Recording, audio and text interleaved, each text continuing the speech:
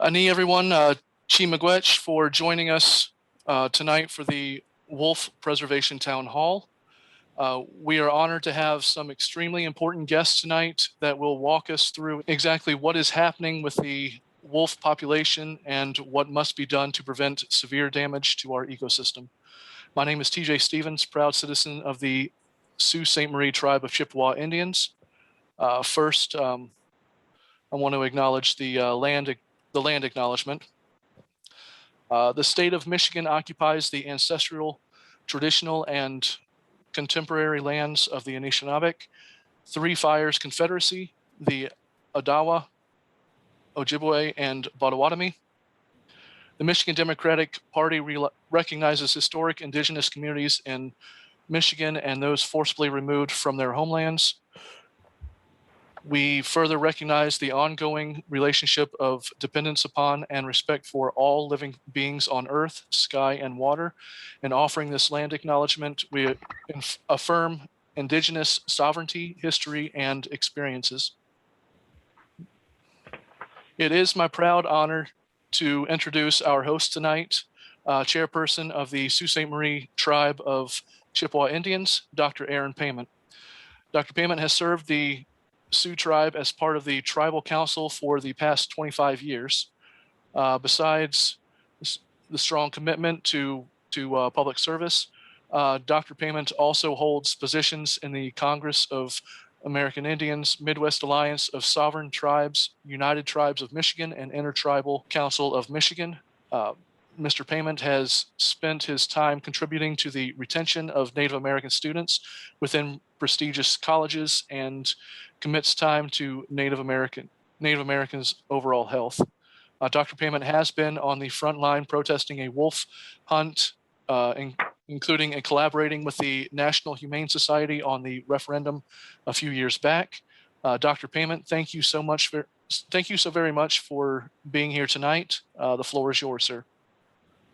Ani buju biwaka jigandishnakas makwa magizi and dorum bawating and donjaba Anishinaabe Ojibwe Odawa Otawatami and Dao. We are going to start this evening in our good way with a song as a blessing for us, and I've asked my good friend, my longtime good friend, Manasseh Kwe B. Jackson, who is originally from Yakima, but she's been in our community for since I was a little boy, and part of our Bawating drum back home, and has been an integral part of reviving our culture and our language and our community. And so it's a right way to start with a song. Manasseh Kwe. Wait, show. Beatrice Manasseh Kwe Jackson, Indigenous Kaz. Magizi and Dodam, Minuwa, Maingan Dodam, Laklebu. Miigwech Dendwe Maganiduk, Miigwech, all of my relations. Very nice to see Pearl here today. I know that she wasn't feeling good for our water walk on Saturday, but I'm really glad you're here. We need our youth. I'm singing an honor song in honor of Maingan. In our creation story from the very beginning of time, when first man walked the earth, his name was Wewinabojo. And he wondered why all the animals had two of each species, each kind. Where is my partner? Where is my partner? And from out of the woods came Maingan to be his partner. And wherever Wewinabojo went, Maingan was with him to name all the things of creation and to be his partner. So this is a song for Maingan, and it's also related to the bear clan. Ya hey, ya hey, ya ha. Ya hey, ya hey, ya hey, ya ha. Money to Maingan, ya hey, ya hey, ya hey, ya hey, ya hey, ya hey. Way ya ho, way ya ho, ya way ya hey. Way ya ho, way ya ho, ya hey, ya hey. Ya hey, ya hey. Ya hey, ya hey. Ya hey, ya hey. Ya hey, ya hey. Money to maingan. Ya hey, ya hey. Ya hey, ya hey. Ya hey, ya hey. Miigwech, thank you for all of you who are standing and being so respectful, and to all my Wolf Clan relatives out in BC and Alaska and all those places. We do need protection and we do need help. Is for all of us. Thank you, Andrea, and all of you for putting this together. Lisa, Pearl, Moses, Miigwech, Nakani Kana. Oh, miigwech manase. All right, so what I would like to do, and I'm glad Manasseh told us a little bit about Mayengan and how integral Mayengan is in our culture. So that some of our teachings come from Eddie Benton Benet. And if you don't know, he was the creator of the Little Red Schoolhouse in Minnesota. And he wrote this book, and he really told the story in it. So it's oral tradition. And so I just want to read from it a little bit more. The part Manasseh already covered, so I won't do that part. But I want to read a little bit because it educates you and it shows, it helps us to be able to fight this fight. Because when I read it to you, you're going to see this moment is prophesized. So with Mayengan by his side, original man again spoke to Gitche Manado. I have finished what you have asked me to do. I have visited and named all the plants and animals and places of this earth. What would you now have me do? Gitche Manado answered, original man and Mayengan, each of you are to be brother to the other. Now both of you are to walk the earth and visit all the places. So original man and Mayengan walked the earth and came to know all of her. In this journey, they became very close to each other. They became like brothers. In their closeness, they realized that they were brothers to all of creation. When they had completed the task that Gitche Manado asked them to do, they talked with the Creator once again. The Creator said, from this day on, you are to go your separate paths. You must go your different ways. What shall happen to one of you will happen to the other. Each of you will be feared, respected, misunderstood by the people that will later come to join you on this earth. And so Mayengan and original man set off to their different journeys. This last teaching about the wolf is important for us today. What the grandfather said to them has come true. Both the Indian and the wolf have come to be alike and have experienced the same thing. Both have a clan system and a tribe. Both have had their land taken from them. Both have been hunted for their hair. And both have been pushed close to destruction. We can tell about our future as Indian people by looking at the wolf. It seems as though the wolf is beginning to come back to this land. Will this prove that the Indian will cease to be the vanishing Americans? Will Indian people emerge to lead the way back to a natural living and a respect for our Mother Earth? And so I share that with you, and the Mashomis book is easily accessible. So as we have this fight, I urge you to be armed for this fight with our culture and our language. And I wanted to underscore, if you think about it, just to make an analogy, it's like the canary in the mine. Mayengan gives us a glimpse of what's to come for us. And so when, over history, in American history, the saying, the wolves are at the door, they use that imagery in early literature to make people fearful of American Indians as bloodthirsty savages. So that, it's equated, our history along with their experience is equated together. Several years ago, I collaborated, I was invited by the National Humane Society and Wayne, I forget his last name, but Wayne, we became good friends, and I really appreciate the resources that the National Humane Society helped us with and brought those resources to Michigan. We collaborated on a referendum, and we went out and got signatures to be able to force a referendum rather than let the legislature just open up a trophy hunt. For Indian people, we are not, all right, so we do cross over and we partner and have coalitions with people. We coalesce with the environmentalists.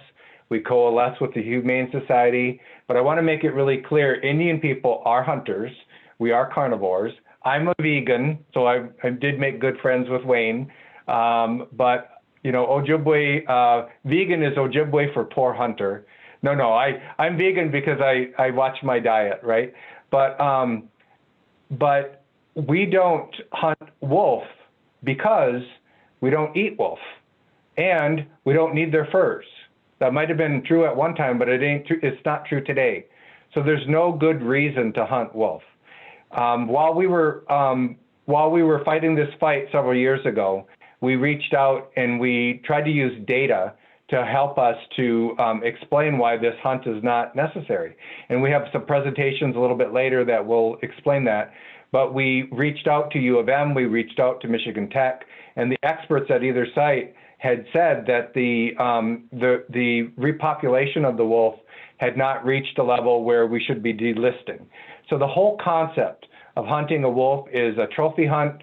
It's not for any wolf depredation or threats to livestock. And so I'm going to start out by saying, God rest his soul, Senator Casperson, you know, he's deceased now, but he was making some claims that turned out to be just absolutely not true.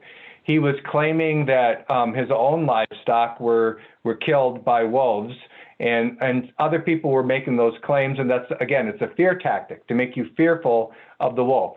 As it turns out, there's a reimbursement process in Michigan. If you do kill wolves, I mean, if they do kill your livestock, you can get reimbursed for that. So we asked for that data. Do you know how many people get reimbursed for wolves killing their livestock? Almost none. And so what that tells us is that this is not an issue. This is a fabricated issue. And so when Senator Casperson was spreading that lie, and then he was called under oath, he had to admit under oath that he lied. He completely lied about it. And so, so it's the use of fear tactics. It's to make us believe that the wolf is going to eat our children, you know, and it's just all complete nonsense. There's no science that suggests that we're at a return of the wolf, that delisting it would be appropriate. Now, why did it get delisted or downgraded? It's because of the last 4 years under the Trump administration. Secretary Bernhardt was pushed by special interest, and he delisted the wolf because of that. So we've got our fingers crossed with this new administration, an interior that is headed up by a Native American woman, the first American Indian to be at a cabinet post. And remember, during the testimony, when they were badgering her, badger was not intended to be a joke, but when they were attacking her, she was talking about how, well, they questioned her about what did she mean by a permanent protection of the grizzly bears? And what was she thinking? Why was she pushing for that? And they were like not even letting her answer. They were just barraging her. And she said, well, I guess I was caring about the bears. And so then during our push to get her to become Interior Secretary, the teddy bears all across the country became part of it. But so she has a really good heart, and she's also a science person. She's science driven.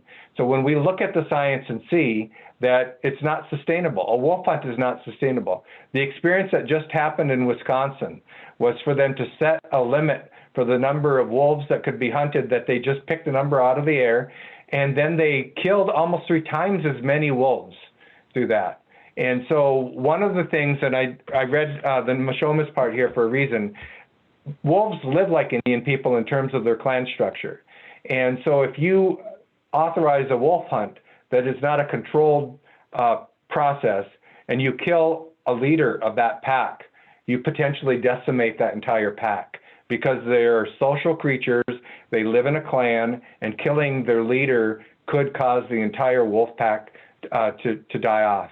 And so several years ago, just to give you a picture of where do the tribes sit on this, I also serve as the president of the United Tribes of Michigan, and we passed a resolution of unanimous support for all the tribes in Michigan calling for not to have a wolf hunt.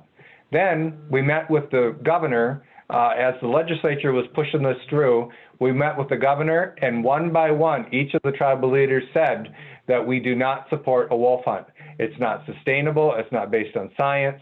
There's no biological reason. We don't eat the wolves, and nobody needs the wolf fur at this point. The only reason to have a wolf hunt at this time is for a trophy, and that's not a sufficient reason to kill one of the Creator's creatures.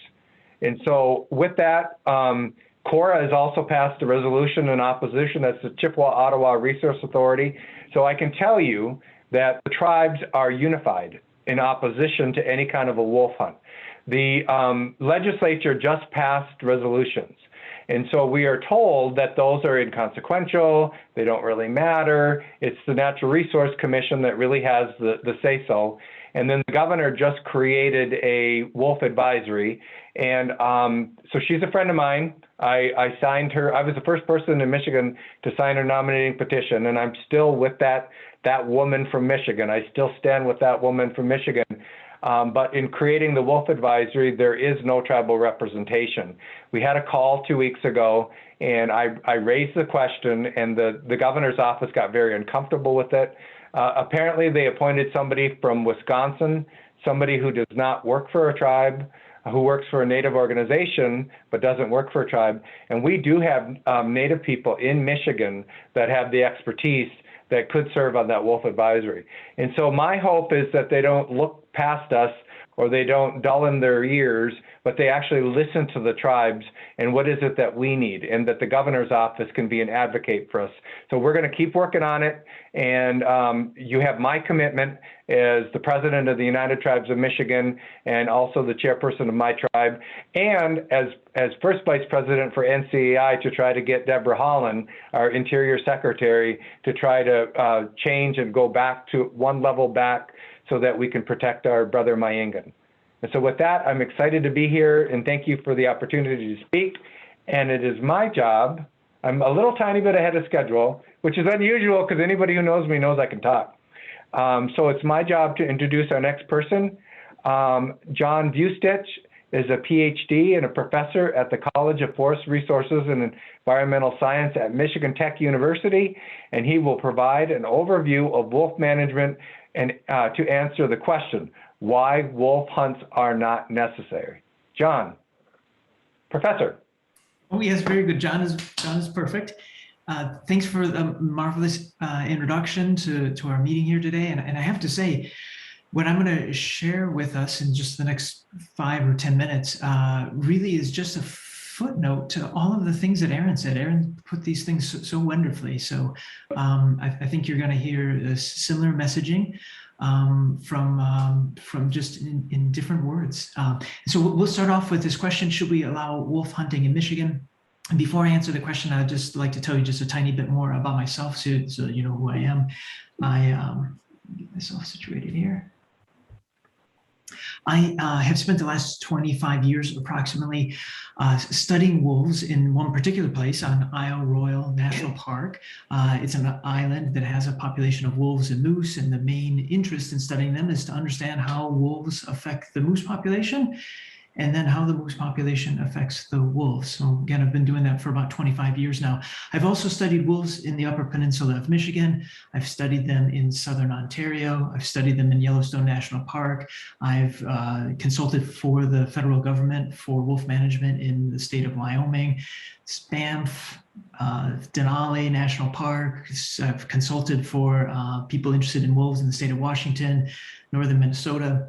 I've been involved with Mexican wolf recovery for 20 years now, been involved with red wolf recovery, and I have testified in front of both houses of our federal government, of Congress, on wolf management. So, I think a lot about wolves. I know a fair bit about wolves, and I know a fair bit about what people think about wolves, people who like wolves and people who hate wolves. So that's the kind of experience that I'm bringing with us today. And I'm going to look over here on the side where I can see my screen here. I'm going to share 6 ideas with us, and we're going to keep track of these 6 ideas on the right-hand side. And all of these ideas, and this is where Aaron really captured this so beautifully, all 6 of these ideas are really captured by this extremely simple principle, which is that we shouldn't kill anything without a good reason. And so we'll start really easy. Gathering meat can be a good reason to hunt. And of course, the problem with that reason is that we don't hunt wolves. That's the problem for the reason with why somebody might say that we should hunt wolves. This is an easy one. Let's talk, and we'll keep track of that idea, meat on the right-hand side. Advocates for wolf hunting offer a variety of reasons for why it is that they want to hunt. They're not shy about it. They say rather straightforwardly why they think they want to hunt wolves. And one of the things that they say is that we need to hunt wolves to prevent them from becoming overabundant. And one of the concerns with this idea is that wildlife managers and wildlife management should really be about aiming to solve problems. If wildlife cause trouble, which sometimes they do, they're not always easy to live with, then the ambition should be to try to fix that problem. And we'll talk about some problems that wolves sometimes cause in just a minute. But for the most part, what the idea should not be for wildlife managers is to obsess over controlling nature for no other sake except for just to do it. So the notion that they're overabundant, period, it doesn't actually mean anything. What we have to ask is, are they causing a problem? And if so, let's figure out the best way to solve that problem. And so that's our second idea. This notion of controlling abundance, it's not a good reason to hunt wolves. It really just isn't. Advocates for wolf hunting will also say that we need to hunt wolves to protect livestock. Now, this is an important idea, the idea that wolves sometimes kill livestock, and it plays out very differently in different parts of the country. If we were living in Montana or Wyoming, we might have a different conversation than we would have about it here in Michigan. But here in Michigan, in the Upper Peninsula, what's most important is that very few livestock are killed by wolves. In the last several years, that it's a handful, less than 10, quite a bit less than 10 per year are killed out of tens of thousands of head of cattle in the Upper Peninsula. And so it's a really rare event. And when livestock are lost to wolves, the livestock owner has the option, the ability to get compensated for that loss. And here's the next thing that's really quite important. A great deal is known about how to minimize losses of livestock to wolves. And what we know is that if you're going to do that, you have to be at the place where it occurred, the particular ranch or the owner's property. You have to be there right away within a few days, and you have to be focused on the wolves that cause that trouble. That's how that ends up being effectively dealt with. Hunting is a very, very poor way to deal with this kind of problem, because hunting usually takes place many months after the livestock, a particular livestock has been lost. So it's not a good way to deal with that problem. So it's a bad reason. Advocates for hunting will also say that we need to hunt wolves because they kill too many deer. This is a lot of things to say about this. The first thing, the overarching theme is that hunting opportunities for deer in Michigan, in the Upper Peninsula, they're flourishing in so many ways. Just last year, the Michigan Department of Natural Resources described hunting in the UP as excellent. Now, for sure, hunter success fluctuates from one year to the next. Not always equally successful, but most of the success is tied to things like how severe the most recent wet winter was. It's tied to whether there were lots of logging operations in the area, because that can bring in deer that want to feed in the places after the logging has taken place. But one of the things that it really doesn't seem to be the case is that hunter success and hunter satisfaction doesn't seem to depend on wolves. It's just not, the data just doesn't suggest that that's the case. The other thing that's important about this idea about we need to hunt wolves because they kill too many deer is that deer are abundant enough to cause really important damage on the landscape. They're a real trouble for growing agriculture. They're a real trouble for the health of our forests. There are some forests in the Upper Peninsula where deer are so abundant that they cause trouble for regeneration of the forest, in particular species like hemlock, which is a really special tree in the Upper Peninsula, and on the whole not doing so well. Deer are abundant enough to cause serious damage to our automobiles and to our safety when we hit them. And here's the next part of all this business about how abundant deer are. In about the same time that wolves have been reflourishing in the Upper Peninsula of Michigan, the last, say, 20 years, during that same time span, the number of people who hunt in Michigan has declined by almost 40%. It's an activity, for better or for worse, less people are interested to participate in. And so it's really a blessing that wolves are here to kind of contribute to making the forest a healthier place by killing their natural prey not in overabundance, but in a way that would work out well if we let them do it, for the health of the forest. So that's probably the longest one to have to kind of work through all the details on. So maximizing deer hunting is not a good reason to hunt wolves. We need to hunt wolves to protect human safety. This really is just absolute foolishness and silly. Wolves are not a threat to humans except in the most extremely rare cases. And on those extremely rare cases, this is when you have to take care of business right away. You have to go find where the threat had occurred and figure out which wolves are causing that threat and take care of it right away. You can't say if somebody was threatened by wolves in May, well, we'll wait until the winter time when we're going to hunt them, and then, maybe we'll get the wolf that was causing the trouble. That's not the way to deal with a problem like that. And so, when a wolf is a threat, hunting is basically a poor way of dealing with that threat. So human safety is not a good reason to hunt wolves. Advocates of wolf hunting are pretty open about the fact that they hate wolves, and that's why they want to kill them. They think it's fun to kill wolves, and some of them are a little bit more restrained in their language, but they simply say they want to. And the basic truth is that good people don't kill for fun, and they don't kill for undue hatred. It really is, at the end of the day, that simple. So that's all I have to share, and we can just add that to the last list of reasons that it's not good to hunt wolves. And I think I'll turn it back over to Andrew now. Thank you so much for the time to be able to share. Thank you. I really appreciate, Professor, the way that you laid it out, because it's almost like the excuse and then the explanation one by one, and it makes it easier to understand. And one other parallel I will share with you is in the 70s, the sports fishers claimed that the Indians were killing all the fish. As it turns out, the motor oil was probably killing more fish than Indians. And today, invasive species kill more fish than Indians. And so it's a scapegoat. If you're a bad hunter, you're a bad hunter. You might want to find an Indian guide to help you hunt. Okay. And so we are going to have time for questions. So be thinking about your questions for John, but I really appreciate the way you laid it out. And so you have an expert here that can explain it. All right, so we're going to move on to Molly and Jill. And so Molly Temulevich, if I said it right. If I didn't, you'll be able to correct me.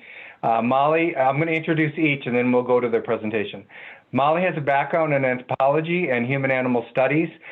She brings a unique perspective to nonprofit work, education, and animal welfare. Molly works towards the next right thing, no matter how small. She's a dog wrangler, insect photographer, and a teacher and an organizer. And then Jill and I have worked together on the campaigns, and so I appreciate the work that she does. In 2014, Jill led the successful Keep Michigan Wolves Protected ballot campaign, in which Michigan voters overturned 2 laws. They passed one, and then when we submitted signatures, they just kind of tweaked the language, so we had to go out and get more signatures. So that's really not good public policy to manipulate that way.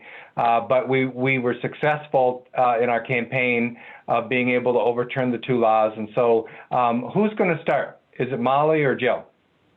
That'll be me. Okay, Jill. Hi Welcome. there, everybody. Thank you, Aaron. As he said, my name is Jill Fritz. I'm a Senior Director of Wildlife Protection at the Humane Society of the United States, and we'll be joined by my colleague Molly Temulevich, who is our Michigan State Director. So the last time that the U.S. Fish and Wildlife Service delisted wolves in the Great Lakes region was in late 2011, when they were handed back to the states eager to start killing them as soon as possible, which they did immediately over the strong objections of Minnesota and Wisconsin Anishinaabe communities, scientists, and citizens.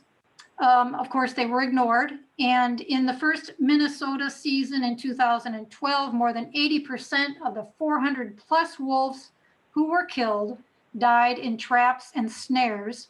And in the first Wisconsin season, half of the wolves killed were pups.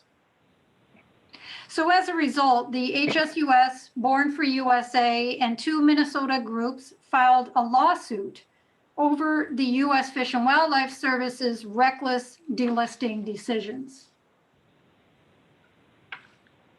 In the meantime, though, in late 2012, a law was rushed through the Michigan legislature, opening the door for a trophy hunting and trapping season on wolves.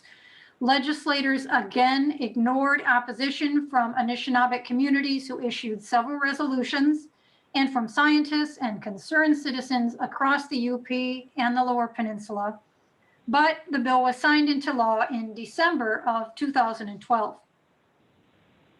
So in early 2013, the Keep Michigan Wolves Protected campaign was formed to overturn that law by a referendum vote, which Michiganders can do if they collect enough signatures to put it on the ballot, which we did in just 67 days, very cold days. But knowing that voters would overturn that law at the ballot box, a second law was quickly rammed through to circumvent that citizen vote. And it allowed the unelected Michigan Natural Resources Commission to simply redesignate wolves as a game species and authorize a hunt without legislative approval or voter oversight. And just 3 months later, the NRC did just that and approved a wolf hunt to begin that fall of 2013. 22 wolves were killed. So we held a press conference at the state capitol with Aaron to announce that we would be doing a second ballot campaign to overturn that second wolf hunt law too. Then in late 2013, an investigation by MLive revealed the deception used to promote a wolf hunt, including fake stories about wolves at a daycare center and wolves staring at people through their sliding glass doors and showing no fear. And one farmer whose irresponsible practices that resulted in animal cruelty charges were used to justify a wolf hunt. And it was also revealed that the Natural Resources Commission chair, J.R. Richardson, had deleted thousands of public comments from Michigan in opposition to a wolf hunt. And incidentally, J.R. Richardson has been reappointed to the Natural Resources Commission. But fortunately, Michigan voters saw through the deception, and in November of 2014, in the election, they soundly rejected both wolf hunting laws. Then just a month later, we won our delisting lawsuit that we had filed a year before, returning wolves to the endangered species list and immediately ending all wolf hunting, trapping, and hounding in the Great Lakes region. Now, at the same time as all this, trophy hunting and trapping groups, including the Michigan United Conservation Clubs, collected signatures for their own deceptive initiated law that also gave the NRC the authority to designate game species. And they did that because they knew Michigan citizens would soon overturn that similar law at the ballot box. It was passed by the Michigan legislature, but in November of 2016, an appellate court overturned it as unconstitutional. So Michigan's wolves were safe again. Until a month later, when a fourth law was passed that again authorized a wolf hunt. And this time, to avoid the outrage of Michigan citizens who had already voted on this twice, the bill was discharged from one committee without a hearing, and it was snuck through another committee without giving the required public notice. But the bill authors alerted MUCC and the Michigan DNR to the secret hearing so they could provide their statements of support. As the Lansing State Journal said, Michigan legislators were clearly circumventing democracy by ignoring the obvious will of the people. Nonetheless, now that wolves have been delisted again, because of that law, the Michigan Natural Resources Commission can authorize a wolf hunting and trapping season to begin. So with that, I'm going to turn it over now to Molly to talk about how wolf policy will now be made in Michigan. Great, thank you, Jill, and thank you everyone for coming tonight. It's wonderful to see so many people caring about this issue. My name is Molly Tamulevich. I'm the Michigan State Director for the Humane Society of the United States. And as the Michigan State Director, my job is to help advance animal protection policy, including protecting wolves and other wildlife. One thing that I'd like to make clear first is that Michigan's wolves belong to all of the state's residents, not just those who want to shoot and trap them. And all of those residents have every right to speak up in defense of wolves. But in recent years, they've been increasingly ignored and silenced. That includes having their voices heard on policy and decisions that affect wildlife. So as Jill said, in 2013, the Michigan legislature basically washed its hands of any responsibility for wolves by handing the power to designate them as game over to the Natural Resources Commission, which is the 7-member appointed body that determines wildlife management policy in the state. So now, in order for a wolf hunt to commence, the commission would just need to approve a plan proposed by the Michigan DNR with details like the season dates, the methods that can be used to kill the wolves, the wolf hunting zones, and the total number of wolves who can be killed. I want to add that it's totally normal to find this confusing. There are multiple commissions and councils and committees and other governing bodies at play here, but you're welcome to ask questions if you want any clarification at the end of this presentation. So unfortunately, recent appointments to the NRC have not been shy in expressing their support of a wolf hunt. But one impediment to a wolf hunt is that the group of stakeholders that advised on the creation of Michigan's wolf management plan could not agree on whether or not to hold a recreational wolf hunt. So therefore, the plan does not advise one. That's why the DNR went to ridiculous lengths to claim that their one and only wolf hunt in 2013 was not a recreational hunt, but instead what they called a conflict management hunt, even though conflicts at the time were few and science shows that randomly killing wolves will not prevent or reduce conflicts. And John Vucetich did a wonderful job explaining that earlier. In any case, the DNR has announced that they will convene a new Wolf Management Advisory Council to update that plan. After a short application period, the DNR just announced the members of that new council, which you can see here. And with the exception of the Great Lakes Indian Fish and Wildlife Commission and attorneys for animals, the council is heavily weighted with those who have made no secret of their eagerness to hunt and trap wolves. So for example, these are quotes from 3 of the members of the recently appointed Wolf Management Advisory Council. They've made it very clear that their pro-trophy hunting and trapping interests will be well represented. Before Michigan's last wolf hunt in 2012, one said, quote, "I'm an avid hunter, so this is an opportunity that doesn't come along very often. It may be the last hunt too if the environmentalists get their way." And another said that a wolf hunt isn't about science, but about giving fed up hunters the opportunity to kill a wolf before they, quote, "take matters into their own hands."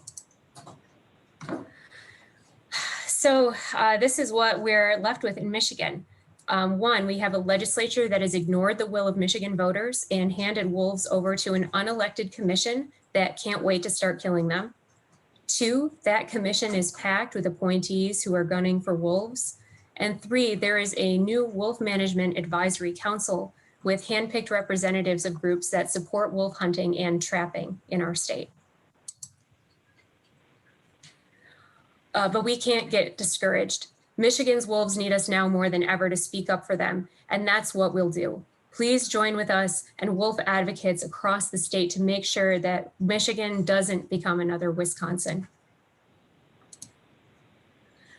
You can like our Facebook page and get the latest news, sign up for our email alerts, or contact me at michigan@humanesociety.org with any questions. And later on, Nancy Warren will provide some actions that you can take to speak up for wolves. And thank you so much for the opportunity to speak today. Rest assured that we will continue to be a voice for Michigan's wolves. Thank you. Thank you. Somebody had asked at the beginning if we were recording, and I hope we're recording. We have a very good program that's unfolding right now. You're hearing a lot about the science. You're hearing a lot about the machinations of the public policy process and the manipulation of the rights of citizens who have made their voice heard several times on this issue. And to manipulate that in end runs, and then to stack a wildlife advisory of people who are clearly not going to be able to be objective in providing that advice. And I can share with you again, we're just going through this now, is that when the advisory was created, I'd asked the question, where are we with putting a tribal representative on that advisory? And it turns out the Gliffwick had somebody appointed, and I'm not sure that meets my expectation of having a tribal representative. I know our biologist is working on his doctorate. He's a master's level wildlife biologist right now. I did nominate him. He was not selected. We also have, through CORA, the 1836 treaty tribes, we have intertribal co-management and shared resources of the inland portion of that, which includes any species inland. And so we have that expertise at the CORA level, at a Michigan level. Gliffwick is primarily Wisconsin. And so while I appreciate the work they're doing over there, for a Michigan tribal voice to be heard, somebody from Michigan that works for a Michigan tribe should have been that Indian voice, and we don't have that. And so I'm not going to be quiet about that. The governor's my friend, but I'm not going to be quiet about it. So you can depend on that. All right, thank you, ladies. All right, so next up, we're a little ahead of schedule, so that will open up plenty of time for questions and dialogue, and maybe even a little bit of strategy. So we can be talking about strategy. So our next speaker is Thomas Gilpin, who's one of our caucus members here. He will do a short presentation on why wolves are now an issue. And he will address the federal delisting that was effective in January 2021 and how that enables states to proceed with their wolf hunts. Thomas. Thank you, Aaron. Can you hear me okay? We can. Very good. I'm just going to share my screen here. All right. So why Michigan wolves and why now?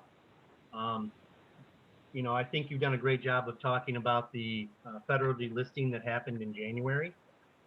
But that, as each of the speakers has outlined, there's been an ongoing effort to hunt Michigan wolves over the past several decades. And there's been quite a fight to keep that event from occurring. So I think really it didn't just come up, and I think we've talked about that from the history of today's presentations, but it's been going on. This has been going on. So it's not just now. And I'm Thomas Gilpin. Some of you know me from my volunteer efforts at the Michigan Sierra Club, but I'm not representing the Michigan Sierra Club today. Today I'm really speaking for wolves. They're essential. They need our help. I consider them sacred, as many of you I know do, and there's no good reason to hunt them. We talked about some of the other fallacies that took place in the state in terms of, the lies that led to the wolf hunts getting in place.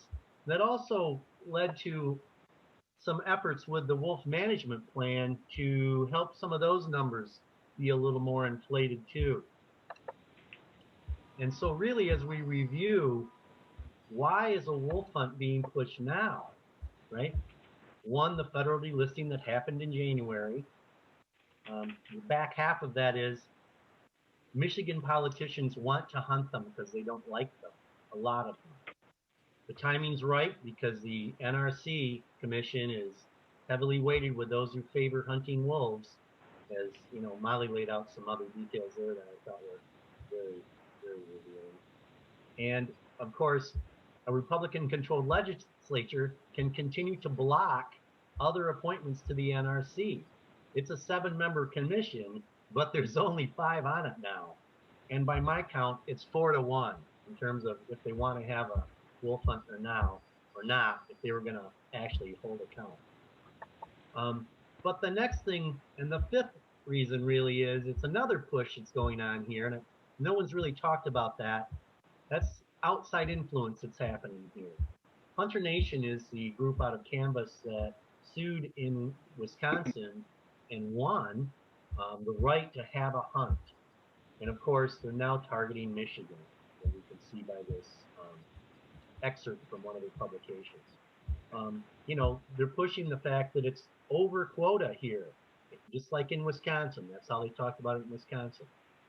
If you read our plan, it doesn't say that necessarily that we have a number that we feel is a good number to hunt, but the terminology really lends itself to saying a stable population is around 250. And that's what they're keying on. And that's what they keyed on in Wisconsin. Their wolf plan actually gave a number that they felt was a stable number. And then they went over that. And that created this fabricated gap where we could hunt them now, right? Minnesota, I know some people have talked about the great wolf management planning they have there. They're more of the mindset that we don't have a upper limit for wolf population. We don't think they should be hunted. And in fact, we want to encourage them to be in every county throughout the state.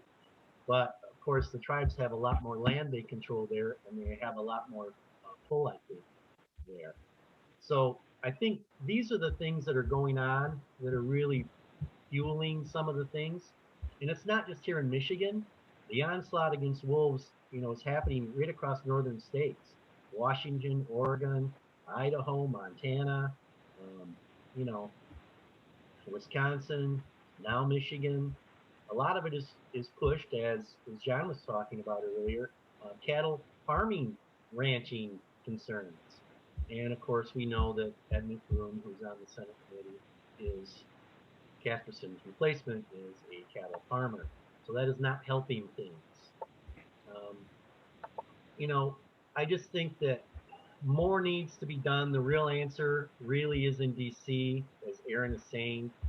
We really need to focus efforts into DC to get the wolves federal protection again, because they're just coming under attack from all different angles. And despite the fact many, even the people of Michigan, would vote again, I believe, to protect them, I don't think they're going to have a chance, because the NRC is going to flag another wolf hunt, because it's heavily leveraged.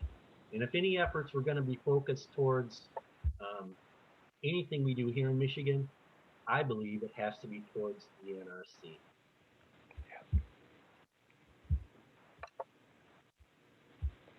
So I'll add, we had a United Tribes legislative reception, and I had been working closely with Senator McBroom on some transportation issues and also some fishing issues, because our issues aligned, right? So we were allies in that. But on the wolf hunt issue, you know, they passed resolutions in the legislature that technically have no impact. But we had asked some questions. Frank Edwagijik asked the pointed question of Senator McBroom about the wolf hunt, and had he intended to communicate with the tribes our position on it. And he took great offense to being asked the question. And the environment was, you know, a cordial, sort of kind of a light environment for a reception. And Frank, anybody who knows Frank knows that he's very diplomatic. And so I jumped in and I did a couple of follow-ups and explained our cultural background, and then that made him even more off-put. He did not like it. So I think he's got his mind made up. I think the special interests that are behind this have really lined up.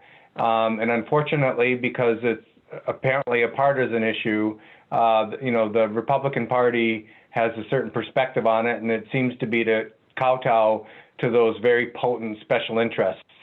And so the solution's probably not going to come there.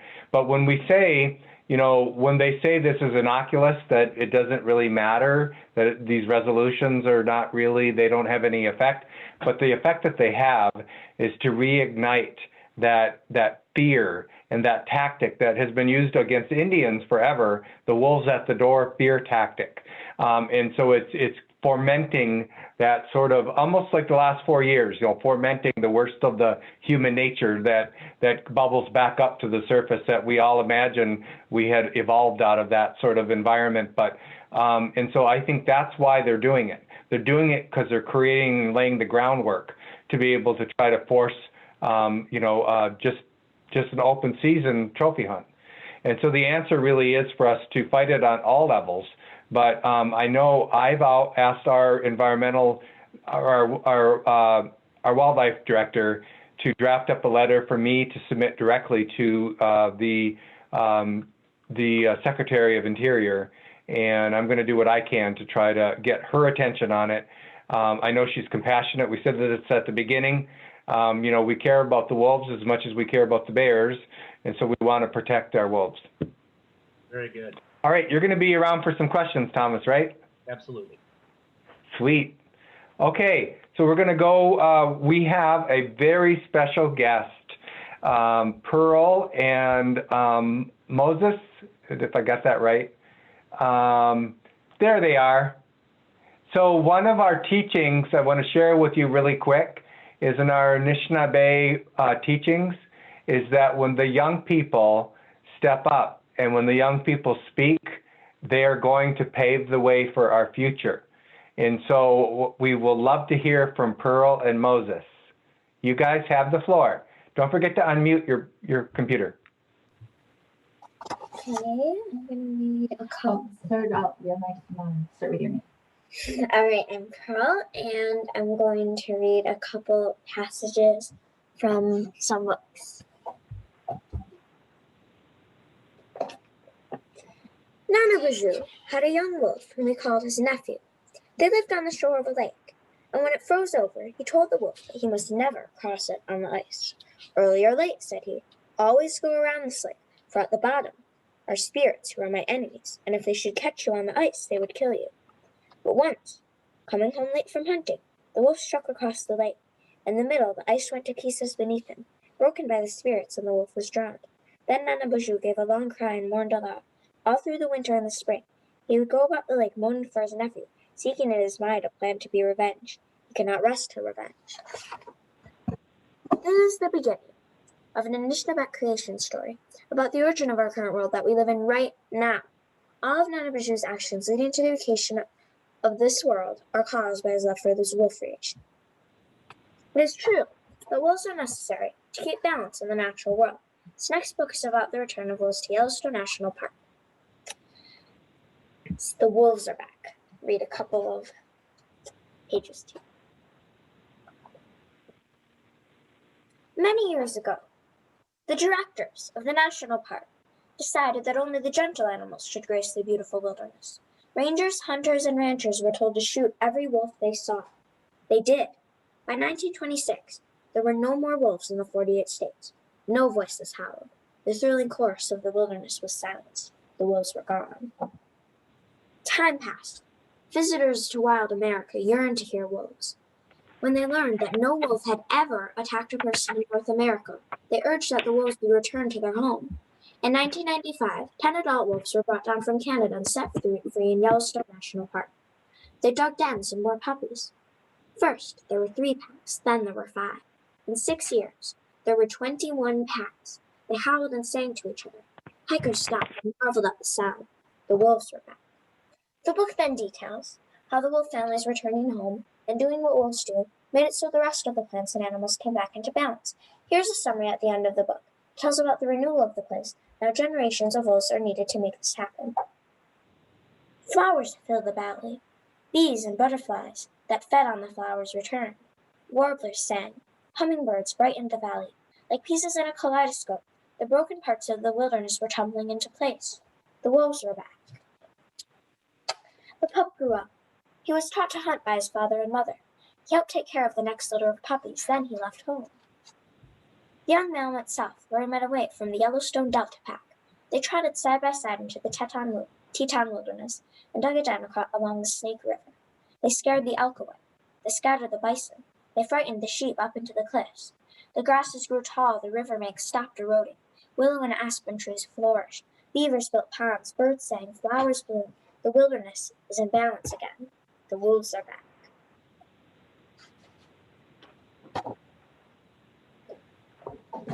This is A Wolf Called Wander.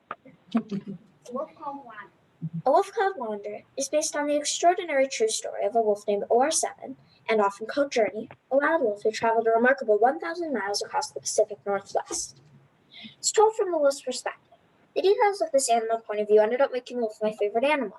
There are many dangers, adventures, and a lot of suspense in the book, but the main focus is on the importance of the pack, which is the same as a family. Thinking of my family, I search the homeward horizon for the wolf star. It will rise just ahead of the sun. I miss my family more than I have missed them my whole journey long. They should be here with me. I've been running all this time, wildly hoping that someone survived, hoping they would find my tracks and follow them. And now, at last, I've found a place where we could live as wolves should, and I'm all alone. The stars make their slow walk up the sky, and just as the wolf star steps above the horizon, I hear a howl. A howl! I jump to my feet and drink in the sound. It is magnificent. None of the yipping and yapping coyotes make, not the grunts of a bear, not the yowls of a cougar, nothing but the long, clear woo that echoes from the hills. It makes my first stand on end. I turn to face the voice. I lift my head to smell for its maker. The wind is blowing the wrong way for smelling, but the voice, it cannot be far. I'm hungry for companionship like I've never been hungry for meat. A moon cycle ago, I would have run to greet it without a second thought, but I have journeyed too far to make that mistake now. It could be a friend out there in the darkness, lonely and searching just like me. Or it could be a lookout, the messenger of a pack hidden somewhere nearby, a pack ready to kill me if I stepped onto their home ground. I listen and wait. At sunup, the wolf howls again. No other voices join in. I head in the direction of the new wolf, but I look small for the scent marks of the pack's territory. I search out high ground. I think about escape routes. There's no border to find, no mark of rival wolves. I make the choice and run toward the new wolf. As I run, I hear the rat-a-tat call of woodpeckers and the squawk of the black-headed blue jay. Chubby, short-eared brush rabbits, so different from the long, lanky rabbits of the desert. Dart for cover as I run by. All of it reminds me of home. Not everything is the same. There are trees I can't name, birds I've never seen before, but is like home. It could be home. I think wolves deserve to have their families, and that we should be grateful for all the important work they do to keep balance in the environment. Thank you. Thank you.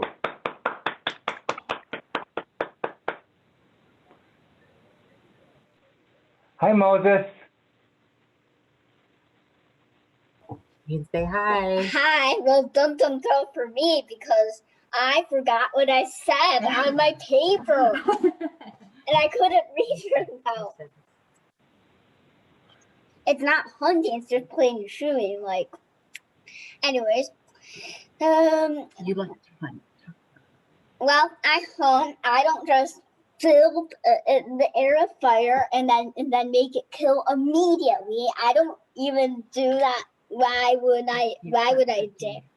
Yeah, I hunt for deer, but What do you bring? well, I'll have to tell you what I bring if you at me. I can show you. Oh, nice.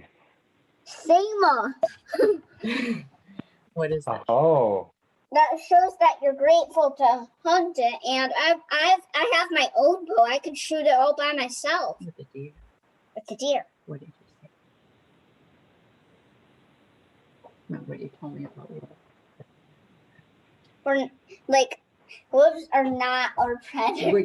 We are not the wolves. We are not wolves predators, so because I think we should be great if that wolves are alive, like especially deer, like especially wolves, because you couldn't think and kill one because we don't eat their meat even. Well, right. Even if they don't eat meat, they couldn't just kill it for fun since they found out they could that you couldn't shoot wolves and eat them. When they found out that you couldn't shoot wolves and eat them, instead of just having fun killing them, they could just not do any of it, not even the other thing which they're trying to make it.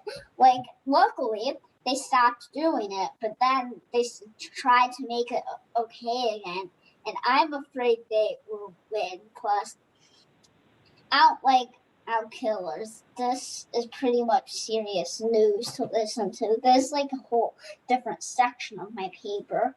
Like, I don't like how like people, killers, hunters, they're both different. Killers, hunters, and hunters are just like waiting quietly to look for the prey. Killers are like showing them like fake business cards, and they already know what their actual business is. They kind of like trick people that they in the morning they trick people that they have a different business, like super special. What did you say about, animals? Well, when you do not break apart wolf families because like if like don't break apart deer families either. Like once me and my dad saw 3 wolves. One was a mother, 3 deer. There's 3 deer, 1 mother, 2 babies, and we did not shoot because we know why. We don't want to break apart families. We gotta have shoot a mother wolf that would just families, deer. So what do you think about the wolf pups? If the wolf pups were gone? If the wolf pups are gone, they'd just be poor. Mother would miss them. With deer, it's okay to shoot deer, but you couldn't just be green about shooting deer just because it's okay to shoot. Plus, it's even worse when people break apart other people's families. It's even worse. It's like at the morning they trick them that they have other fancy business, but they actually don't. They have serious news business, and then in the night they sneak around, So what do you think about the wolf families? How do you feel about them? They should not be killed. Good. And what should hunting be? Respectful. Well, hunting and raising are both respectful. I call that other thing plain shooting because I don't actually know what it's called. I'm not very good at it yet, but at least I'm good to care about it. And it's like, I'll go to sneak around at night, break apart families, and trick them like they have a nice business, and they actually don't. They sneak around at night and kill them while they're sleeping. Love the wolves. Love the wolves. All right. Can we have Pearl come back into the picture so we can see you both together? So, hey, you guys, what I want to say to you, I'm uncle to a whole bunch of nephews and nieces. First of all, Moses, look at my hair, how long it is. Oh. It's a different color than yours, but I like your long hair. Oh, look at your beautiful hair. Oh, he's zero? I And what I said at the beginning is that our teachings are that when the young people teach us, the wisdom is going to come from the young people, and that's what's going to make the difference. So everybody that's here, we all want to give you a round of applause.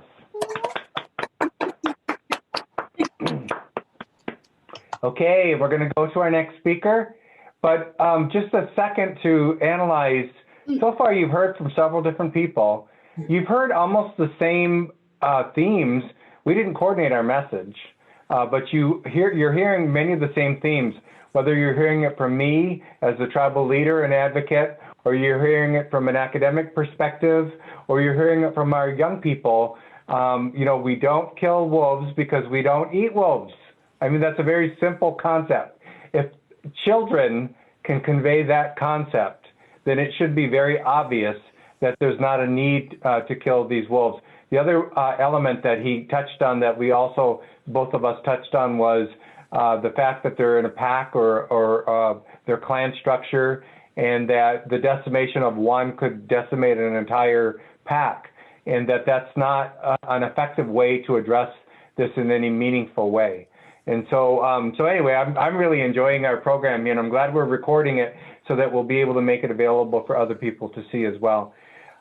Okay, so our next person that I have the privilege of introducing is Nancy Warren, who is the Executive Director for the National Wolf Watcher Coalition, and she will present on the call to action for the caucus that she'll ask of our audience. Nancy. Thank you. Okay. Well, thank you.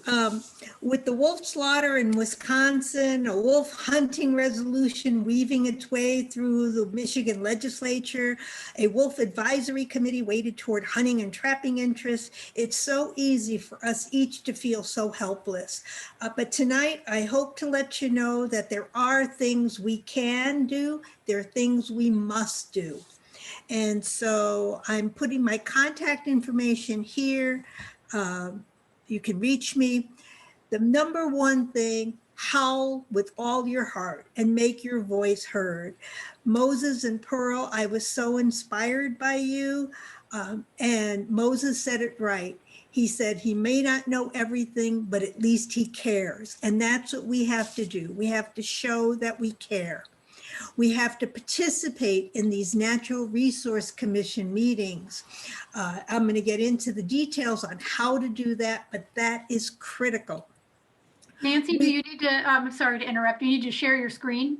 I think I did. Isn't it showing? Let's see. I hit shared screen. I said share. Did you click on share? Here you go. There we go. Okay. All right. Thank you for pointing that out. From my end, it looked like it was shared. Okay, we'll go from the beginning. Let's go here again. Okay, participate in NRC meetings. I'm going to tell you how to do that. We also have to recruit science-based individuals to serve on this Natural Resource Commission.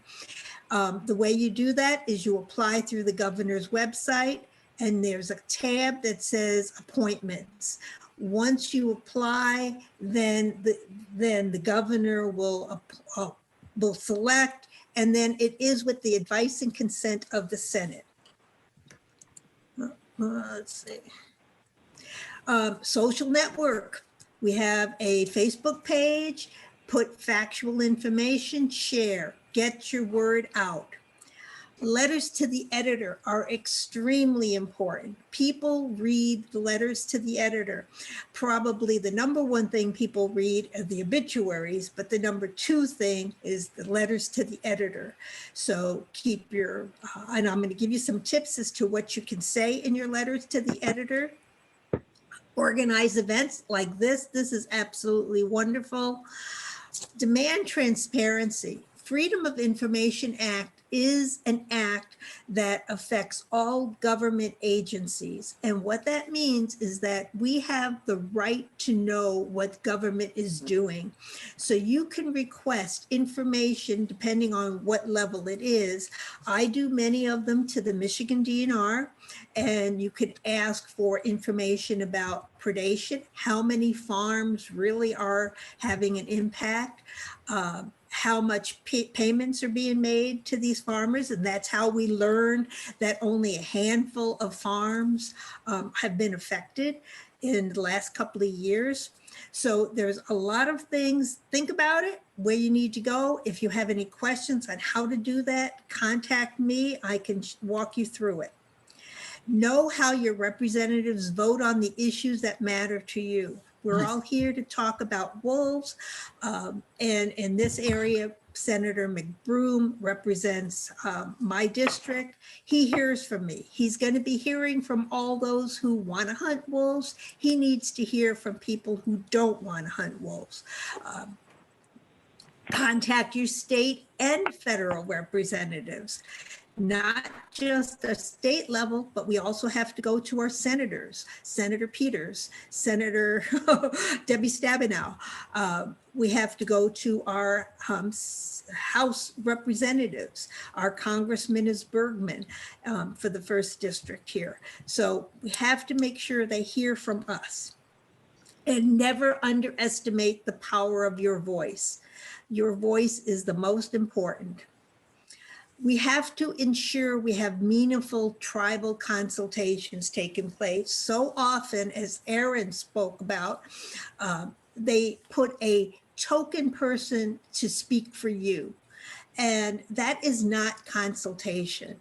You have to demand that consultation, and it's in great hands with Aaron. I'm sure we will make sure that we have tribal consultation. On a federal level, we do have a bill pending. It was introduced by Wisconsin's Representative Tom Tiffany, and he introduced the Managing the Predators Act, and it's HR 286, and it's essentially taking away any right, well, once wolves are delisted, they want the state to manage wolves, and they don't want them back on the endangered species list, no matter how low their numbers go. It's a Oh my really God. scary bill. It's a really scary bill.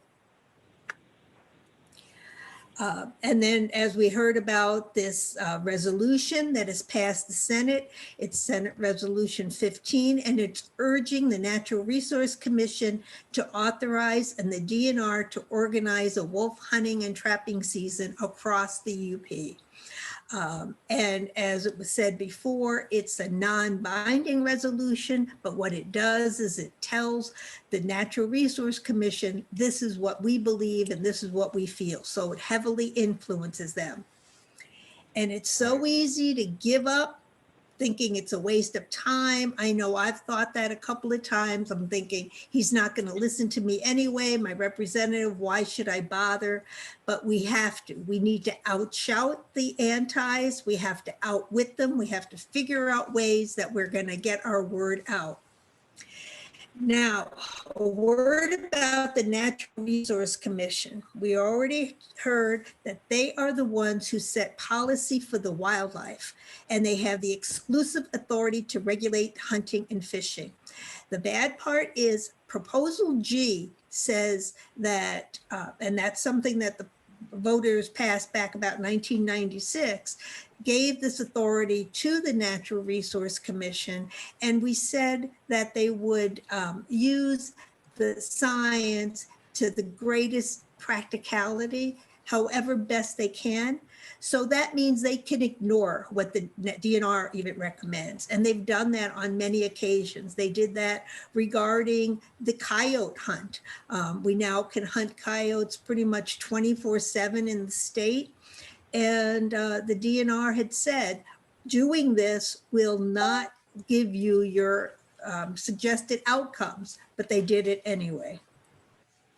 There's 7 members. They're nominated by the governor with the advice and consent of the Senate, and they have a 4-year term. So they serve for 4 years. And there's a section of the law that tells how they, what guidelines they have to go by. And currently there are 2 openings on the Natural Resource Commission, and there will be another opening coming up at the end of this year. So this is a chance. There is no tribal representation on the NRC. If you know of someone who would like to apply, you would apply through the governor's office. Now, for those of us who aren't going to serve on the Natural Resource Commission, we can still participate. And this is critical. And I sure hope that Pearl would maybe read a story to the NRC. I'm sure they would enjoy hearing from her. And Moses maybe telling a little bit too. So that's your homework for today. Think of a story that you'd like to tell, and you should tell the Natural Resource Commission your story. The next meeting is going to be on April 15th, and then they have another meeting on May 13th. The agenda has not yet been posted, so it will be determined. And the way you provide comment, if you can't speak in person or through Zoom, the meetings lately have been by Zoom. I don't know if the April meeting will be by Zoom, but you can submit comments by just sending an email. They usually meet the 2nd or 3rd Thursday of the month, and the schedule is posted on the DNR website, and then they'll put the agenda. Now you have 5 minutes to talk if you register the Friday before the meeting. If you miss that Friday deadline, you can still speak. You could still register to speak up to the time of the meeting, and you have then 3 minutes to talk. And we need to hear tribal voices. Tell your story, engage your children, just like we did tonight with Pearl and Moses. Why are wolves important to you? And speak from your heart. And again, I'm going to say what Moses just said. He says, I care about wolves. And that's all we need to hear. If you're a hunter, explain why hunting deer for food is different than hunting wolves. And do it for Mainga. Think about, have you ever seen or heard a wolf? What has Mainga taught you? You can just say something as simple as, I appreciate the ecological benefits wolves provide. I don't support the ongoing wolf hunt. Wolf hunts are based on fears, hatred, and revenge, not science. I will not stop fighting for wolves, and I urge you to stop to fight to stop any future hunts. That would be another thought that you can say.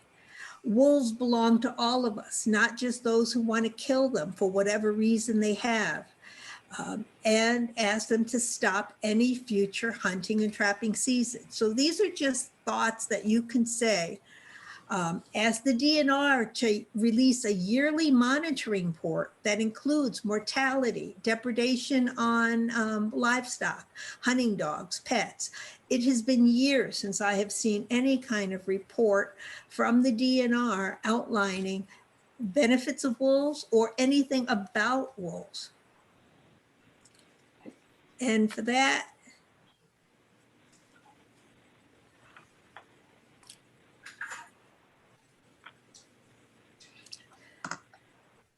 I'm hoping you can hear that. Mm-mm. Nope, We couldn't hear anything. you couldn't hear it? Okay, it was a wolf howl. Oh. But what you do makes a difference, and you have to decide what kind of difference you want to make. And that's a quote by Jane Goodall. So anyway, we ready for questions? Thank you. Yes. Actually, could Pearl or Moses do a wolf howl for us? Either one of you guys? I will. That's go ahead. Awesome. Thank you. But then she has All to right, hear a teacher. response. Oh, yeah. She didn't hear a response. Oh. There we go. All right, TJ, I'm handing it back over to you.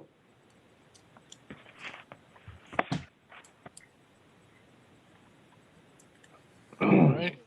Thank you, everybody. Thank you for the panel. We will now have a question and answer period. We have asked participants to include any questions they may have when they registered for this event. I will start off with those first. Additionally, any questions that have been typed into the chat have been included in my list of questions as well. The first question is, how do we get those in power to use science versus emotion and financial incentives to make decisions regarding our wild lands? Ooh. Pass it off to whoever. Well, I'm not sure it's science versus emotion as it's science versus special interest. I can tell you when we were negotiating our inland consent decree in 2006, we entered it in 2007. John Wernett was the governor's representative at the table, Governor Granholm at the time. And so some of these issues are not partisan. They end up actually, you would expect, I think I would expect more from certain people, but through those negotiations in 2007, I had I couldn't understand why the sportsman fishing lobby or the Conservation Corps lobby, why they're so potent, why they're so strong, why do they have such a stranglehold on, not only the Republican legislature at the time, we had a Democrat governor. And the answer lies in the fact that they contribute. They contribute a lot of money. In fact, I asked the question very directly of John Wernett, why is the governor kowtowing to this special interest? And he explained to me that they were the second largest special interest in Michigan next to the MEA. So the MEA on one side, and so they know how to get their bread buttered, and that's really what it is all about. So they put out these resolutions to stoke the fear and hatred, but also to rally funding so they can stay representatives and senators. So that doesn't answer your question, but it's incumbent upon us to keep bringing science to the table. Like earlier I had mentioned, I didn't realize John was at Tech, but I brought to the table that we had been collaborating with Michigan Tech and U of M, that the science is just not there. And so it's up to us. If you would think that something called the Natural Resources Commission would be directed to use science to make their decisions, right? But then you have constituents and citizens that serve on that it's stacked full of people who have their special interest. And so it's just up to us to keep bringing the science to the table. We believe in science. Okay. May I add something else as well? Absolutely. The other side will always accuse us of being the ones who are emotional. So no matter how many studies we bring to the table, if you read the press releases and listen to the testimony from folks who support a wolf hunt, they will always accuse those of us defending wolves as being emotional. So I would also just keep that in mind and continue to bring the science, even though they will also say that they want scientific management of these animals. We will be the ones being accused of being emotional despite all of the science on our side. Yeah. It's such an important, can you hear me? Yeah, it's such an important topic, this business about science and values. And sometimes our English language fails us just a little bit. And so let me just add another word into the mix. Actually, I think I mentioned it already. I don't think it's a conflict between science and emotions. I think it's a conflict or a misalignment between science and values. To be emotional is to be human. Anytime that a person feels deeply about something, whether they feel deeply about hating wolves or feel deeply about loving wolves, they are emotional about it. It's just a signal of being human. And so then the next thing we're all emotional, and that's a good thing. So what about the relationship between science and values? I think what's really important is that science doesn't ever tell us what to do. Our values point us in that direction, and then we use the science to tell us whether our actions are going to bring us in the direction that's consistent with our values or against that. And so I don't think it would ever be a wise thing to be shy about what one's values are. I'm the science guy in the room, and I mostly talked about our values. And so it's they're not inconsistent with one another. So yeah. And if I could add one thing, John, I think science should be used to help the wolves survive, not figure out when to hunt them. Yeah, for sure. Absolutely. Thank you all. For the next question, let's see. Can tribes organize around opposing the wolf hunt and work with conservation groups to stop the hunt based on science and ethics? Sorry. No. Sorry. So I would say, and I was just typing it in there. I saw a question about tribes and casinos contributing. And we have contributed, I think some tribes have contributed to the financial campaign, but more so we've mobilized. And so remember when we said we were gathering signatures, it was in the dead of the horrible cold weather. And so what we had done, and this was kind of new for us, there's always, businesses are always fearful of taking a political position because they're afraid that their customers won't come. But I can tell you that gamblers come no matter what, right? And so we did host several gatherings, and we even had a concert. We had a concert at my casino that brought a lot of people. And then I sat at the table collecting signatures, and the Humane Society sent volunteers to help us with that. And so we have participated that way. But I think a big way for us to participate, and so I'm not making any promises, I'm not claiming we're going to sue anybody or anything, so let me make that part real clear. But we do have a shared resource.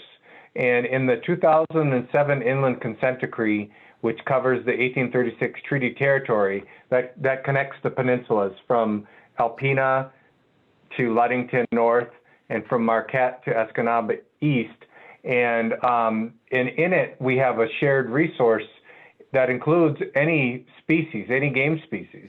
And so we have potentially a legal way to trip up any kind of a hunt. And so we're all unified. You know, tribes are not chomping at the bit to file lawsuits that cost lots and lots and lots of money.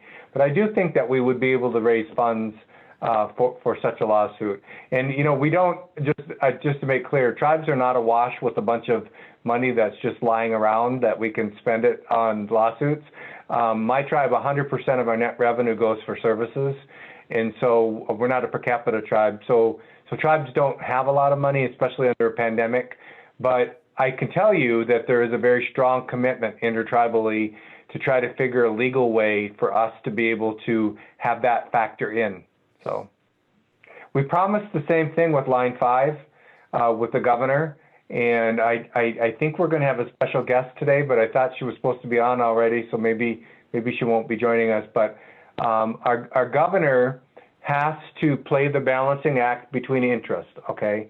And so on Line 5, I think she probably walked gently through that because of labor, right? So the perception of labor on a tunnel, right? And so we haven't had the kind of real strong support, but she did threaten to pull the easement. And but our Attorney General has been a much stronger sort of advocate, and I'm not sure how that plays into this, but I don't know. Do we have an update if she's still going to be joining us?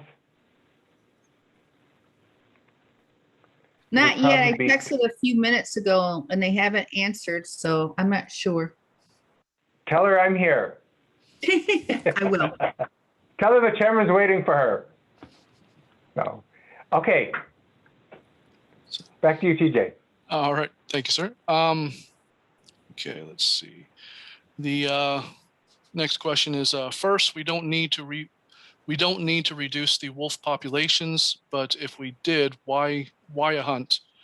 If Michigan and other states wanted to reduce populations, why not use contraception? Yeah. Let's turn that into a question that John can answer.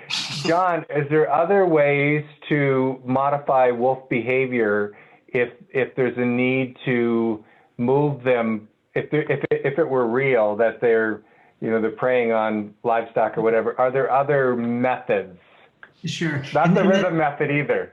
Yeah, sure. And so, I think between the question and then the slight kind of rephrasing of the question from Aaron, I think that hits the highlights, which is that, if the very question, if there are too many wolves, this doesn't matter how many, like who would even know if there's 600 wolves or 700 wolves or 500 wolves? The number doesn't matter. And so the notion that we would put all our ingenuity into figuring out how to make that number bigger or less is really not a very useful application of our ingenuity, whether it be through hunting or contraception or anything else. As Aaron was getting at, what matters is there a wolf that's causing a problem? If there's a wolf that's causing a problem, how can we deal with it? And boy, the most important thing before talking about what you would do to control the wolf problem is to point out how unbelievably rare it is for them to cause a problem for human safety. I mean, it basically doesn't happen. It's so unbelievably rare. And then when it comes to livestock, in terms of controlling and managing what it is that wolves do to, when they are troubling for a livestock owner, the first thing to appreciate, and this is where I think people who really like wolves a lot, in some cases could be a little bit more empathetic, which is to recognize that livestock owners, I mean, they have kind of a busy job. They got a lot of things going. They're not the wealthiest among us. And when some additional stress comes to them, like a wolf is bothering them and their livestock, and they don't want to deal with that. It's a burden. And however it is that they deal with it is going to be a little extra effort for them. And so for people who really like wolves, it would be good to be able to express that kind of empathy for those folks who have to deal with that. With the final thought, which is that it's still extremely rare. And then, you know, how does it actually take place? You know, there are a variety of ways of dealing with trouble wolves. There's cracker shells, which is basically a firecracker in a shotgun, and it can be fired in the direction or vicinity of a wolf, and that often, not always, often or sometimes is enough to kind of scare them away. And to scare them, if you do it with a little bit of diligence, they'll come back a couple of times and then they'll just go somewhere else because it's easier to just not be around all of that. Guard dogs are a possibility. They can be helpful. And so basically what happens is that the Michigan Department of Natural Resources, who's good at dealing with these sorts of things, they have a number of tools in their toolbox. I've mentioned a couple of them. And they can work with a livestock owner to kind of figure out, for a particular case, what's the best way to basically get the wolf's attention somewhere else on deer. So that's a bit of an answer, I think. Is there a repellent, any kind of organic repellent? Oh, not that I'm aware of. Jill, Molly, you might know something, or Nancy. I don't know about any repellents, but they are peculiar creatures, these wolves. Let me give you an example that maybe goes in the direction of a repellent. There's something called fladry. Fladry is basically just like orange flagging, just little ribbons, kind of big ribbons, and you can tie them from fences, along a fence row. And sometimes, not always, sometimes just when that blows in the wind, it's a little unfamiliar to them and they don't quite like it, and so they just kind of go away. The thing to understand is that wolves are importantly like humans, which means we're quirky like they are. And it takes sometimes, and again, it is really about directing their attention somewhere else, which is away from livestock. It just takes different things to direct a wolf's attention somewhere else. And there are occasions where a livestock owner can perform all diligence and it still doesn't quite help the problem. But in Michigan, that's so unbelievably rare. I mean, again, I think other people on the call might know the numbers better than I, but it's in the neighborhood of 5 cattle a year that get killed by livestock in recent years in Michigan. And so anyways, that's a little bit of some of how the problem is dealt with. But again, talking so much about how the problem is dealt with distracts from how unbelievably rare the problem is in the first place. And I'll just say that in our conversations with wildlife management professionals in Michigan, they've said over and over again that most of your problems can be solved with good fencing. Yeah. That helps a lot. And guard animals too. Whether they're guard dogs or even guard donkeys, they will kick and defend their herd mates from wild canids quite strongly. So fencing, guard animals, fladry are very effective methods to protect livestock.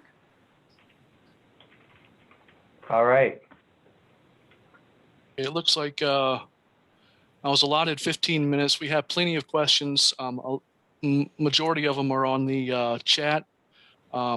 So I don't think we're going to have time to ask all of the questions. So if any of the panelists want to want to go through the chat also and answer any of the questions that I've missed. Is it okay if I do one more closing question?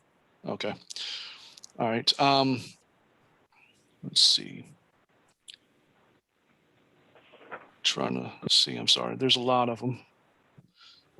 A lot of them are saying great job to Pearl and Moses. Thank you, McWetch. Yeah. And okay, here's one that Lisa posted on here from how well known is the Yellowstone miracle linking the return of songbirds to the return of wolves?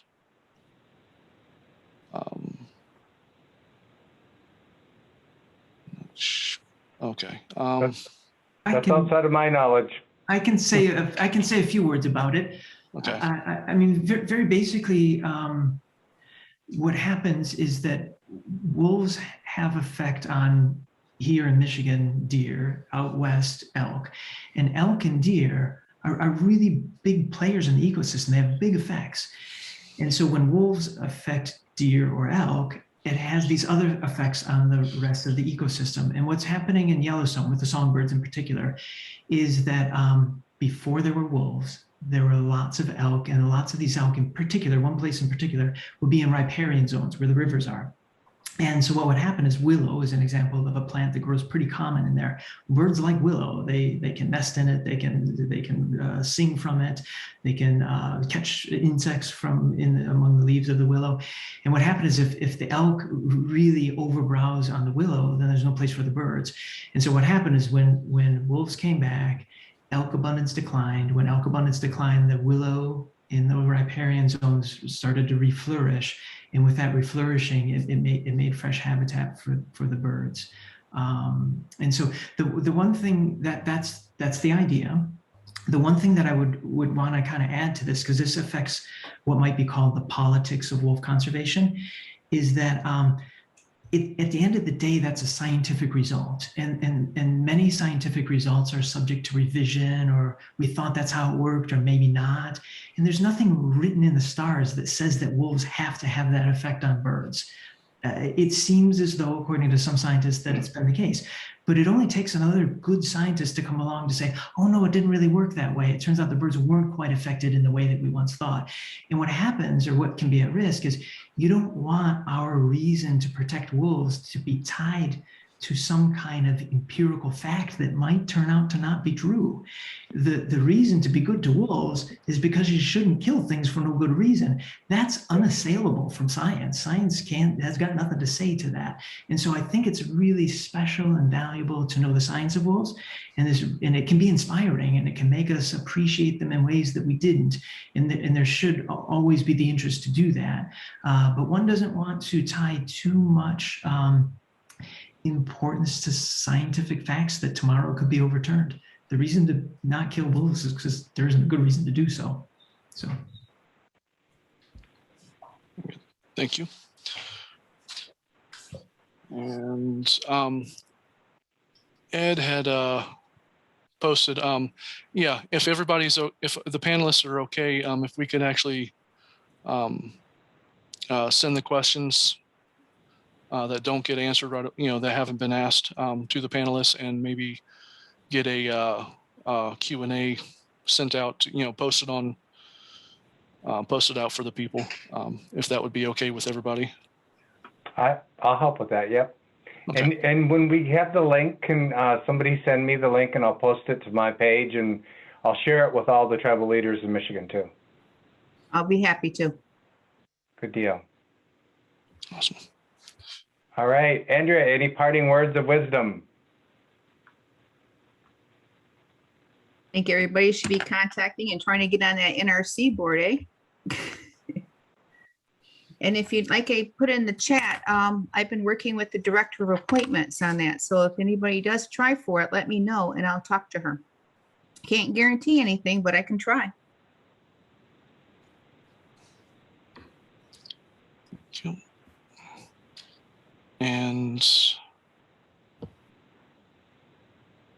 I'll move on for closing unless there's anything you would like to say more, Aaron.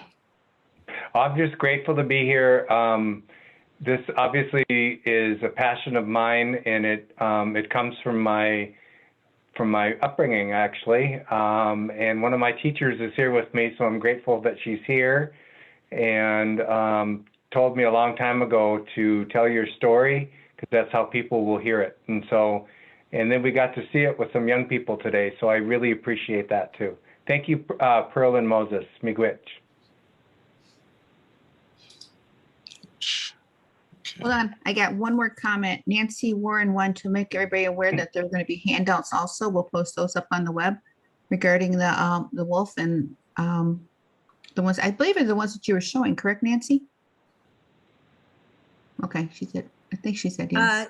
Yes, I had how to contact the DNR, and just some basic information on contacting your legislator, how to find them and everything else with my contact information too.